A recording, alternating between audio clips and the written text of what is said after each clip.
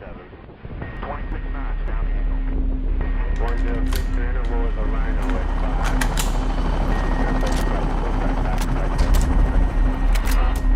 Sure, sir. 07 on glide path on course 1 mile. Sure, sir.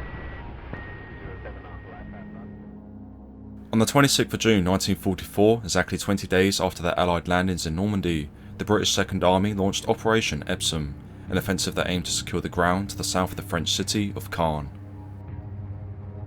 Beginning at 07:30, the operation was opened when 630 artillery guns began bombarding the German positions to the west of the Carpiquet airfield, with the infantry of the 15th Scottish Division, reinforced by the Churchill tanks of the 31st Tank Brigade, moving off directly behind the barrage.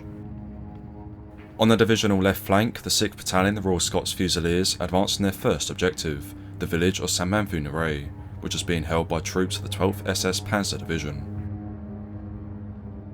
Overcoming some initial setbacks, including taking fire from friendly artillery, the battalion had by midday made contact with the German outer defensive line at the northern end of the village. The 6th Royal Scots Fusiliers Battalion War Diary notes, "Clearing the village was well carried out by the battalion, but proved a slow and costly procedure, and it was not until 1700 hours that the northern end of the objective was finally cleared of the enemy, by which time the battalion was very thin on the ground as a result of casualties."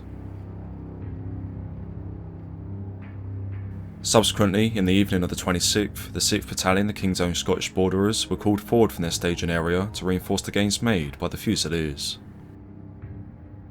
In addition, 3 tanks of 5 Troop, A Squadron, the 141st Regiment Royal Armoured Corps, were deployed to the village with their flame-thrown Churchill Crocodile tanks to assist the infantry in overcoming the final pockets of German resistance. Among the Crocodiles moving up to the front line was that commanded by Lieutenant Norman Harvey, who had as his crew Corporal Robert Hodges, Lance Corporal Cyril Golding, Trooper Harold Peck, and Trooper G. Pepper. On arriving on the outskirts of St Manvieu just after 1700, Lieutenant Harvey's Crocodile immediately deployed into action, moving across the fields to the north of the village and towards the farm complex known as Le Perron, which the Germans were using as a regimental headquarters. It is interesting to note that Lieutenant Harvey's tank was moving forward into an urban area without infantry support. Why this was the case isn't known, although author Ian Daglish comments that, "In all likelihood, when Lieutenant Harvey's lone Crocodile approached the walled estate of Le Perron, it was in the mistaken belief that the place had already been taken by the Fusiliers." Unaware that the farm was still in German hands, Lieutenant Harvey directed his Crocodile forward and into an orchard directly adjacent to the SS headquarters.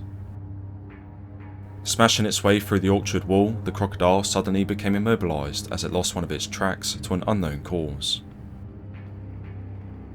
Just 50 metres away across the road in Le Perron, entrenched German infantry opened up on the tank, with one SS soldier firing off 2 Panzerfaust at the Crocodile, before reportedly locating a magnetic mine and rushing out to the British tank. At the same time, one of the British tank crewmen opened up with a turret-mounted Beza machine gun and seriously wounded the German soldier, who tried to attach the mine to the tank before it prematurely exploded. Minutes later, after the smoke from the explosion had cleared, a group of SS infantry moved up to the site and recovered their colleague, who was found dead close to the immobilised Crocodile. Whilst this was unfolding, elsewhere in St Manvieu, the troops of the 6th Battalion, the King's Own Scottish Borderers, were relieving the men of the 6th Battalion, the Royal Scots Fusiliers, in preparation for the push to take the southern end of the village. This advance began in the late evening of the 26th of June, and after beating off several German counterattacks, the Borderers and the Fusiliers had secured the village by day's end. Among the objectives captured was the Le Perron farm with its neighbouring orchard, where Lieutenant Norman Harvey's Crocodile still sat, immobilised, allowing for it to be recovered the following morning. During the recovery, it was assessed that the Crocodile was in relatively good shape, with the only significant damage being to the track it had lost when entering the orchard.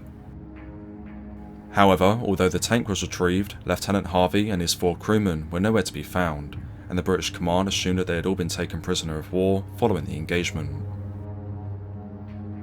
A record dated the 28th of July 1944 notes that 4 of them were missing believed prisoner of war, whilst the 5th is simply missing in action.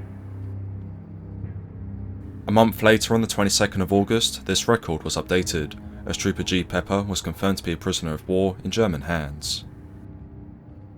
Trooper Pepper would go on to be transferred to the Stalag 8A POW camp in eastern Germany, which he managed to escape from and link up with the advancing Allied forces in April of 1945. What happened to his colleagues, Lieutenant Norman Harvey, Corporal Robert Hodges, Lance Corporal Cyril Golding and Trooper Harold Peck, is however unknown, as no prisoner of war records exist for them. Instead, for over a year, their status remained as missing in action until September and October of 1945, when the Army changed their records to previously reported missing 26,644, now presumed killed in action. Why the Army done this change isn't clear, but it does raise the question that, if they had been killed in action outside of the Le Perron farm, then why were their bodies not recovered with their tank the next morning? It's to be recalled that when the Crocodile was recovered, the 141st Regiment found no significant damage to the tank, besides the track it had lost when entering the orchard. Furthermore, there is a general consensus that the four were taken prisoner of war at Le Perron, with author Georges Bernage writing, "The British managed to recover the empty tank the following day, Harvey and his crew having been captured." The 141st Regimental History, which was published in 1951, elaborates on this. Once the Crocodile had been retrieved, there was no sign of either Lieutenant Harvey or his crew, who it appears had been taken prisoner and marched to the German rear. But, as mentioned, there is no documentation, like there is for Trooper Pepper, that records the four tankers as prisoners of war, thus raising the possibility that they were executed by their SS captors after surrendering. The 141st Regimental History continues.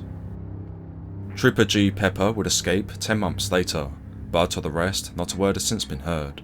They must therefore be presumed to have been killed after capture. Unfortunately, evidence for this scenario is lacking, as there are, at the time of making this video, no publicly known war crime files held by the National Archives relating to either Lieutenant Norman Harvey or his crew, although Andrew Wilson, a veteran who served with the 141st Regiment during Operation Epsom, writes in his post-war memoir that on the 28th of June 1944, he was informed by a sergeant that Lieutenant Harvey and his crew had been lined up against the farmhouse wall and shot. There is some doubt over the legitimacy of Wilson's statement, not only because no other sources record this, but also the level of detail he provides imply that the bodies of the four tankmen were found by British troops, which, as we know, never happened. Rather, for over 75 years, Lieutenant Norman Harvey, Corporal Robert Hodges, Lance Corporal Cyril Golding and Trooper Harold Peck have remained missing in action. Today, their names are inscribed on the Wall of the Missing at the Bayeux War Cemetery, where they are remembered alongside 1,798 British and Canadian brothers in arms who also lost their lives during the fighting in Normandy and are sadly still missing.